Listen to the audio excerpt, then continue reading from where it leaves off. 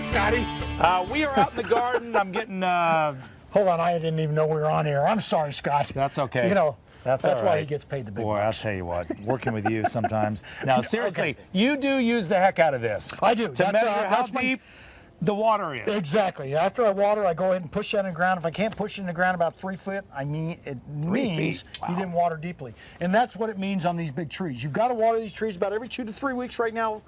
Approximately 3 foot deep, Scotty. Okay. The reason being is because we don't want roots doing this, and this is called porpoising. You can see this right here because this tree wasn't really getting deep water because the garden guy forsaked his duties.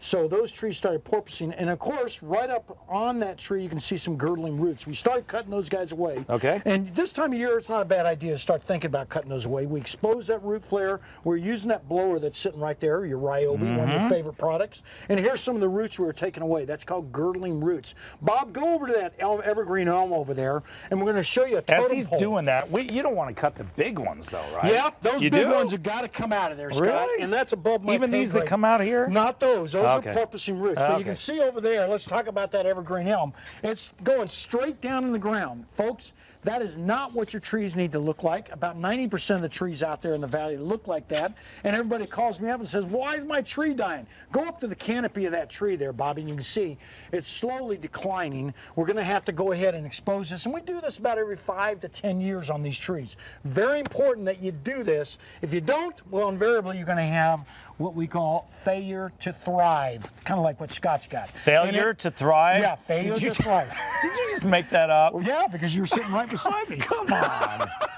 But You look throw up- that out like it's some professional garden guy term. It is. I just made it You up. mean it's not professional growing? because it's a garden guy saying it. Failure to thrive. Oh, you got the OFTT? Oh my gosh, There that's you a go, bad one. OFTT. But look up there, you can see this one does not have the problem of failure to thrive, OFTT, and you can see it up there because of the fact we've exposed the root flare. You Scotty, go to college to learn that? Seriously. I didn't even go to college. I just spent a lot of time playing in the dirt. Don't pay attention to him. The other thing we're doing. Scott, are you finished? Yes. Okay, thank you. We're making a little bit of compost tea. Come on over here, Scotty. I want to show you how to do this. These are those elastic strainers we use in our paint buckets. Have you ever painted and you use those guys? That's full of all kinds of compost. It came right out here, and this is what we call compost tea. In that compost tea, well, let me just put this aside. Step back there. We don't want to get this that on here. my shoes. But in that, we've got compost, of course, and then some gramos molasses, a little bit of hydrogen peroxide, a little bit of liquid seaweed, and maybe even some vinegar.